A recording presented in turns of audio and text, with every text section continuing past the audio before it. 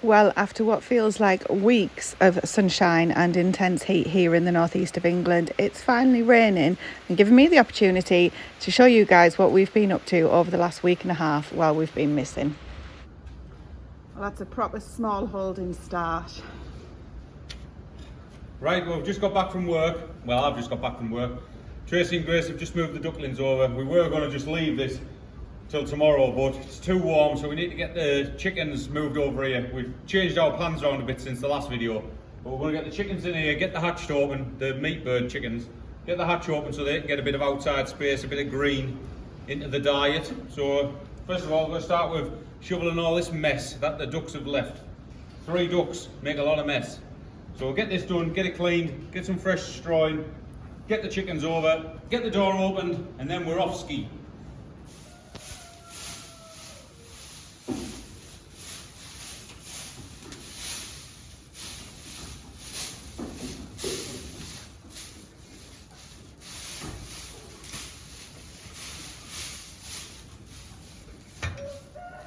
Right, just put a thin layer down first to let them get used to it. They'll get lost in it. They're not used to being on straw yet, they're on shaving, so we'll just leave that little bit of amount there in first.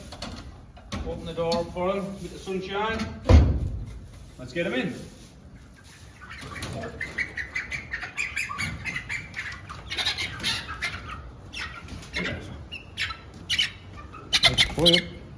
They're packing some size on now. Got to be very gentle with them when they get this sort of size, the big heavy birds. So as gentle as we can so they don't bruise themselves. Steady. And get them in. Right, we've got them all in, checked them all over. Happy with 13 of them. There's one of them, it's got a bit of a mucky bum, but its vent's all clean. It's just a bit mucky on its feathers, so that one's alright. And we've got one here just closest to me. It's a bit, I don't know, funny on its legs, whatever you want to call it. But it's still moving about alright, so they've got the door open, there's a nice bit of breeze coming through. Whether they'll venture out today or not, I don't know. But we're going to get the food over, give the water a good clean out, put that inside for them so that they're familiar with it. And then they can venture outside if they want. But you can see out there it's all nice and green. So like I say, whether they venture out or not, we shall see. There's a little step for them as well, isn't there? So oh yeah, there's a couple of steps out there going down, so they don't have a big drop to fall like the hens do. But we'll see how they get on with that. I might even make a couple more steps so it's less for them, less of a gradient for them to walk down. But we'll just see how they get on. Look happy enough. So at the time of filming this, the meat birds, the Ross cobs, were just coming up to 4 weeks old. You got that? I think number 2 should be a bit longer, don't you? Yeah, that's a little bit better, isn't it? If it stays that way. They're big, so big and clumsy, aren't they? They'll probably knock it. We'll leave it like that. If it doesn't work, I'll make a ramp for them. We'll see if they come out and get a bit of sunshine. Bit of green, bit of bugs. The odd apple when it falls off the trees. Hey, I was talking about growing weed and you talking about green now. We're going to have to be careful. Oh yeah, this will be cut off YouTube.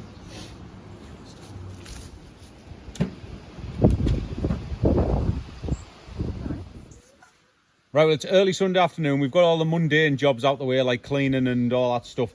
So now, time to get on to a bit more exciting stuff. We've got 2 cherry trees to strip. This one was well established when we moved in, so it's well over 10 years old. And the one we've got planted that you might have seen in the other video that's split, that's totally prolific, that one. So we'll probably get a hell of a lot off that one. So that one over there is going into more like preserves and foodie stuff. And this one is going into... This one here is going into cherry brandy and cherry gin, but to be honest, we'll probably get more than that off it. So this will probably go into some food stuff as well. So we better get picking.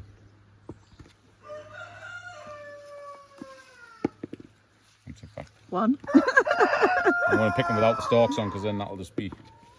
Well, we've been taking them all off individually and taking the stalks off, and we've got this many, however many that is, but certain things keep coming in and stealing them, even though there's some on the floor. So what we're doing now, because there's quite a few wasps have just arrived, Stephen's just whipping them off in... Get cheeky buggers. Stephen's just taking them off in chunks, and then we're going to take them over. Try again. we're going to take them over and sit down and take them all off together rather than try and do it here. Goodness me, there's tons on there. Watch that ball. Imagine that. Right, well, we've just been sat de-stalking the rest of these cherries off that tree, and this will be enough to be getting on with now. But while we were sat here quiet, we've just had our suspicions confirmed of what's been stealing all the cherries off the trees. So as you've seen, the swarm of starlings are starting to make their way over here and stripping this tree now. They've already stripped 2 down the field, and now they're moving on to this one. So we're going to have to be quick and get this harvested. But we don't know what variety of cherries are, but we've just tested them. These are lovely and sweet and be perfect for alcohol, but these are still very bitter and tart, so they'll be perfect when added sugar to and go into your jellies or your jams or whatever Tracy's going to make into them. So we're going to go over, de-pip these, probably take us about an hour, get them into the alcohol, and then we better get over here before we have none left.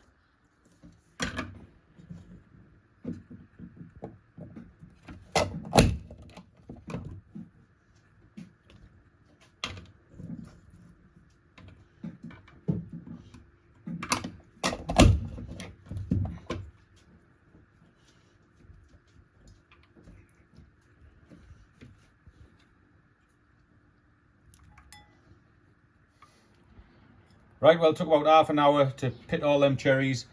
That cherry pitter works a treat, saves doing them one at a time like we did a couple of years ago. So we actually ended up with about just over 2 kilos of cherries. So I've just split it into 6, ended up with about 350 grams in each jar, just using 1 litre jars.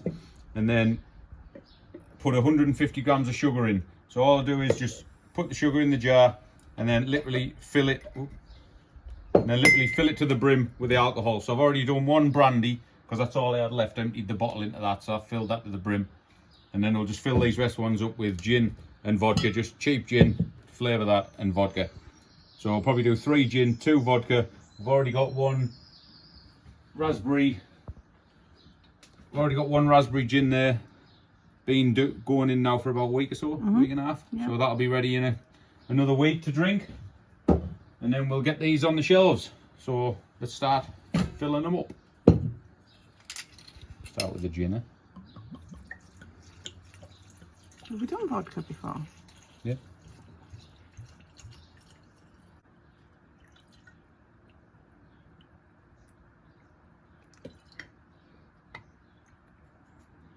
I'm going to get the rest of that in. I'm not going to have enough.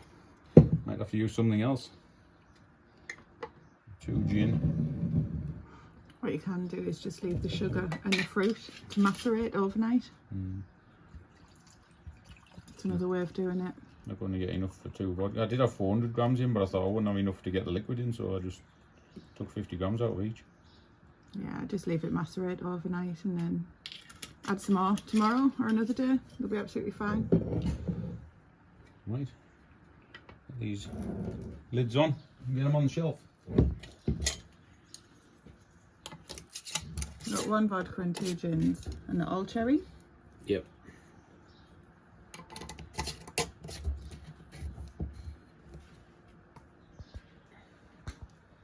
Gin.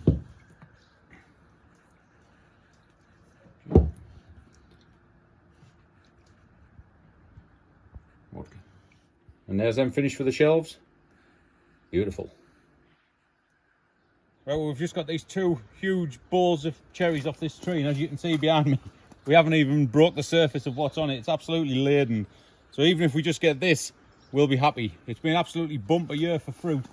So this is all we're going to take for now, so we can process it at a reasonable amount. And we'll have to let this fend for itself against the starlings for the night. So we're just going to pick what raspberries have come over the last few days, and then we'll get them back over to start processing them. Well, I set about making a cherry syrup from those cherries, which means you don't have to pick them, which is an absolute bonus. But we got battered by a storm while we were doing this. Just look how dark that sky is. The looked absolutely fantastic against that straw field, though. The hanging baskets and the furniture all looked like they were going to disappear, but we made it through without an issue. I then needed to get ready because we have got a barbecue and a huge family gathering coming up, and there was loads and loads of food that we needed to prepare as well as get sorted outside. This is the largest slow cooker we've got. I think it's an 8 litre one, so 3 good size shoulder joints in there, and then we've got a leg joint in the smaller. This is a 3.7 I think litre slow cooker, so they're going on now. We had a duck curry that was specially requested, so I've taken out, there's 4 duck breasts in there, so Stephen's just diced those up for me. In here we have got individual ribs. We've got all the racks of ribs that we had left in the freezer out, and Stephen has just done them individually, because what tends to happen is when you cook them whole and you kind of rip them apart, the bone and all of the meat off the next bone comes along, so it's ends up difficult to sort of share equally. Anyways, so we're going to get those marinated and get them.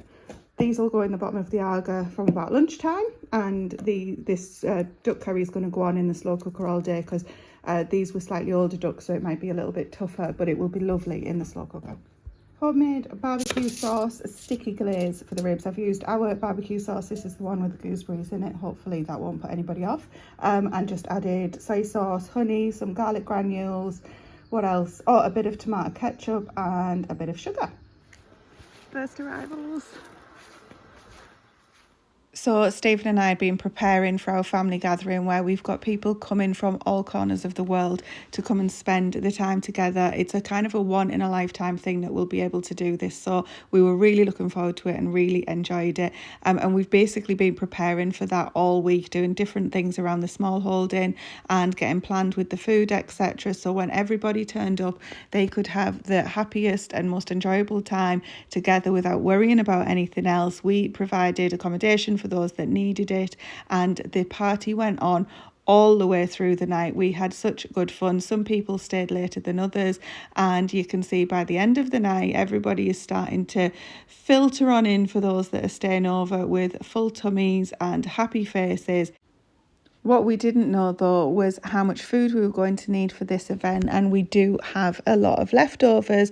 I would be devastated to throw a party and then not have enough food, so I overestimate rather than underestimate. So the next week or two is going to be really thinking about how can we complement the food that we've got growing here on the smallholding, and to make sure that we use all of the leftovers as well. And we're also going to be turning our attentions to winter growing and what we're going to be sowing direct in the next week or two. But for now, I need to figure out what I'm going to do with all of these leftovers and how it's going to complement what we've got growing in abundance. There's tons of courgettes, tons of beans, the tomatoes are starting to come, so our evening meals have got no excuse not to be a rainbow of colours. So as we're heading into the next work week, Stephen and I will catch up with you on the next vlog, and in between I'm hoping to get a gardening video out. I'll talk to you very soon.